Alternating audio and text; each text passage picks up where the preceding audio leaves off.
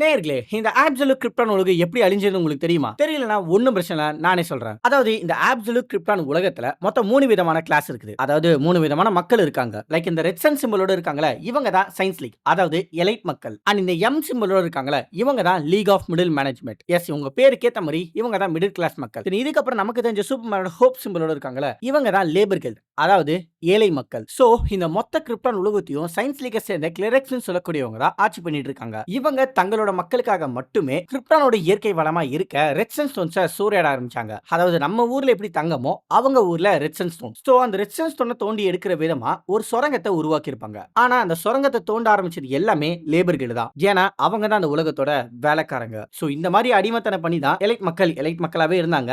ஆனா இயற்கையோட மோதனா பாதிப்பு நம்மளுக்கு தானே இருக்கும். அண்ட் அதுக்கேற்ற மாதிரி அவங்க இயற்கை வளங்களை சூறையாடுறதுக்காக உருவாக்கின அந்த சுரங்கத்தை உடைச்சுக்கிட்டு லாவா வெளியில வர ஆரம்பிச்சிருக்கும். பட் ஆனா இவங்க தான் கிரிப்டோனியன்ஸ் ஆச்சு. இவங்க மேல தான் புல்லட்டே இறங்காது. அப்புறம் என்ன கதறான்னு கேட்டீங்கன்னா, வந்தது சாதா லாவா இல்ல, கிரிப்டோனைட் லாவா. சோ உங்க எல்லாருக்குமே தெரியும்னு நினைக்கிறேன், கிரிப்டோனியனுக்கு கிரிப்டோனைட் தான் வீக்னஸ். அதனால அந்த சுரங்கத்துல ஆரம்பிச்ச லாவா ஒவ்வொரு இடமா வெளியில வர ஆரம்பிக்க இப்படிதான் அந்த மொத்த கிரிப்டனும் அழிய ஆரம்பிச்சது. பட் இந்த அழிவுல இருந்து தப்பிச்சு எப்படி நம்ம சூப்பர்மேன் பூமிக்கு வந்தாருன்னு கேட்டீங்கன்னா, அது அவ்வளவு சீக்கிரத்துல டக்குன்னு சொல்றதெல்லாம் கஷ்டம் நேயர்களே. சோ சேனலுக்கு இருக்கிற பிளேலிஸ்ட் லிங்கை செக் அவுட் பண்ணி பாருங்க. அப்புறம் பார்க்கலாம்.